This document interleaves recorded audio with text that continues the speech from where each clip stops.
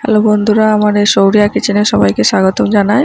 আজকে আমি বানাতে চলেছি আলুর ঝুরঝুরে চিপস, যেটা বিয়েবাড়ির স্টাইলে অনেকেই খেয়েছো।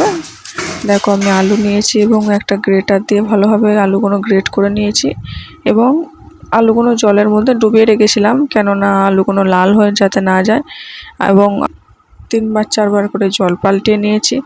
জল পাল্টিয়ে নিয়ে ভালোভাবে কষটা বের করে দিয়ে এবং হাত দিয়ে চিপে চিপে জলটা নিগড়ে বের করে আমি একটা শুকনো কাপড়ের মধ্যে এটাকে 2-3 ঘন্টার মতন আমি মুড়ে রেখেছিলাম, যাতে গায়ের সব জলটাই শুকিয়ে যায়। দেখো, এরপর আমি কড়াইয়ে তেল গরমও করে ফেলেছি এবং এর মধ্যে আমি অল্প অল্প করে আলুগুলো ছেড়ে দিচ্ছি। দেখো কি সুন্দরভাবে চিপসটা আমার ভাজা ভাজা হচ্ছে। অল্প একটু খড়া খড়া করে নিয়ে আমি এটা নামিয়ে নিয়েছি। দেখো, ভালো লাগছে দেখতে।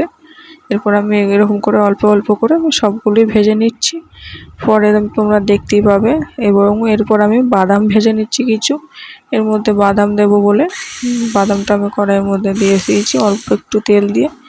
বাদামটা অনবরত নাড়াচাড়া করে আমি ভেজে নেবো। বাদামটা আমার খড়া করে ভাজা হয়ে গেছে। দেখো, চিপসটাও ভালোভাবে সুন্দরভাবে ভাজা হয়ে গেছে। এর মধ্যে দেওয়ার জন্য আমি বিট নুন নিয়েছি এবং বাদাম ভেজে রাখা বাদামটা নিয়ে রেখেছি। তারপর আমি একে একে বিট নুন এবং বাদাম ভাজাটা আলুর ঝুরঝুরে চিপসটার মধ্যে মেশাবো। দেখতে পাচ্ছ আমি এটা মেশাচ্ছি।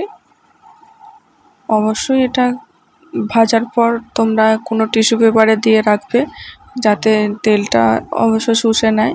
তেলটা শুষে নিলে চিপসটা বেশ একটু ঝুরঝুরে করা ভালো হবে, ঝরঝরে।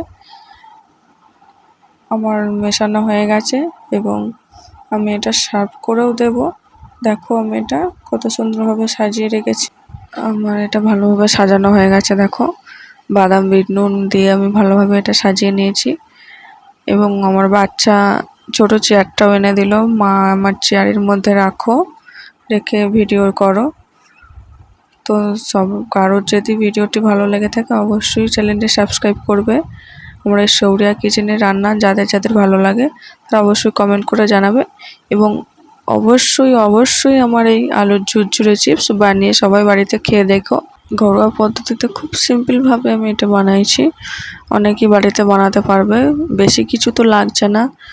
যারা যারা আমার চ্যানেলের ভিডিও দেখো এই শৌরিয়া কিচেনে, আমার এই শৌরিয়া কিচেনে আরও নিত্য নতুন ভিডিও পেতে চ্যানেলটিকে সাবস্ক্রাইব করবে এবং লাইক করবে, ভিডিওটি শেয়ার করবে এবং এতক্ষণ ভিডিওটি দেখার জন্য সকলকে আমি ধন্যবাদ জানাবো।